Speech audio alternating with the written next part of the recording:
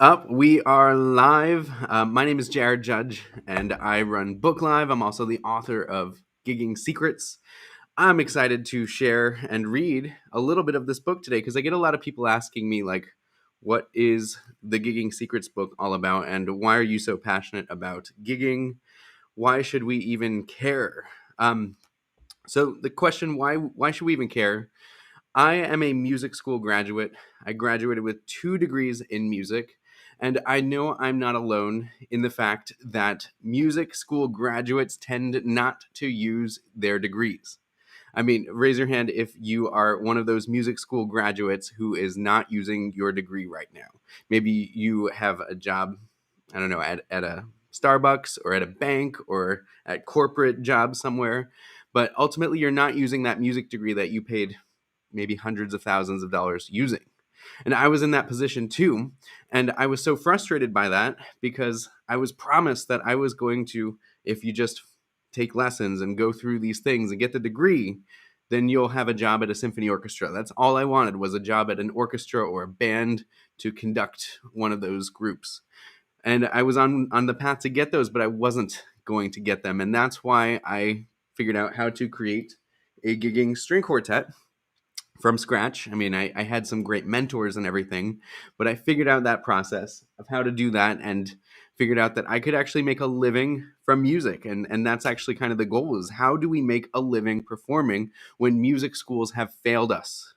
And that's what this book is about. So I'm going to read for you guys just a little bit of chapter 1, the secret number 1 of the Gigging Secrets book. If you like it, it is free. You can get it shipped directly to your door at giggingsecrets.com. All I ask is that you pay a little bit of shipping, but it'll come right to your door. The book itself is free. All right, so secret number 1, making a living from performing is possible. I was standing on stage at Joint Base Anacostia Balling in Washington, D.C., taking my Air Force Band audition. I was auditioning to be a conductor of the Air Force Band, and my hands were shaking as I was getting ready for the culmination of my formal music education and my degrees. I've always had my sights setting on becoming a professional musician. I'd gotten my undergraduate degree in music education. Thereafter, I worked on my master's of music in orchestra conducting. It was during my experience as a master's student that I applied to take this Air Force Band audition, which would have landed me my career in music and fulfilled my lifelong dream of being a professional conductor. I moved my arms and breathed with the ensemble, and out came some amazing music. Sitting before me were over 100 of the United States military's best musicians, and they were all playing under my baton. Truthfully speaking, it was one of the most satisfying and musically rewarding moments of my music career. But it was also one of the most frightening moments because I had over 100 of United States' best musicians staring up at me as I was leading them through music.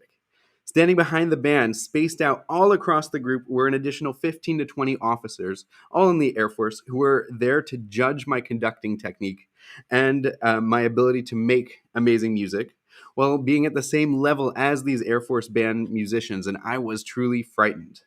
But I was also confident and excited because I loved making music and conducting. I've loved making music ever since I was a little kid. I remember when I first heard a solo violin performance, I ran home and put popsicle sticks on my shoulders, pretending to saw away on my miniature Zuki violin.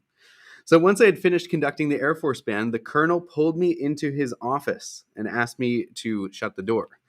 I had not seen him do this to any of the other candidates. He sat me down to have a chat. He said, "Jared, you've got the talent, you've got the potential to be an Air Force musician, but unfortunately right now I can't offer you the job. Complete your degree and then come back again next year and try again." When I heard those words, my heart sank because this was not my first rejection. How many of you have gotten rejected before? I mean, it's a musician thing. This was just the latest in a series of rejections of me trying to make it as a full-time professional musician. So while those words sounded hopeful and optimistic, I was beginning to give up on my dream of ever becoming a professional musician. But it was in that moment that I realized I should not have to rely on other people to guarantee myself a career in music. I also realized I needed to make this happen for myself and not rely on the gatekeepers of the industry to let me have a job or turn me to the wolves. So that was when I decided to start my very own pro gigging act. I started my string quartet, Dream City Strings, right after this Air Force audition, and I knew that I wanted to start a string quartet because 5 years prior, I'd actually subbed in someone else's wedding string quartet. For each wedding that I played at, I made a decent amount of money, and it was roughly $200 to $250 per person for each of those gigs, which if you do 3 of them a weekend and every weekend for a year, that is a full-time salary. I had heard of other musicians and my teachers talk about consistently getting solo gigs that pay well. And then I had a friend who ran a wedding band that made $7,000 per wedding. Those figures made me salivate, but I didn't know how to do this myself. All that I had was my musicianship, my 2 music degrees, my observations, and my ability to learn. If you also feel this way, then you have nothing to worry about. If you have the ability to learn and you're willing to go through this process, you will be able to earn a living as a professional musician through gigs. It is my belief that everyone reading this book has the necessary talent to make it as a musician. You are already in possession of the necessary musical talent. Of course, we're always going to improve that talent. We're always going to practice. We're always going to learn new songs, acquire new skills and techniques, and maybe even acquire new band members.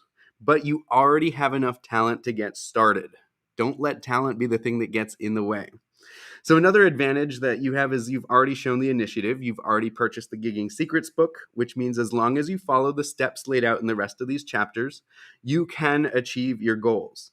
You just have to know that it is possible for you and be willing to put in the work.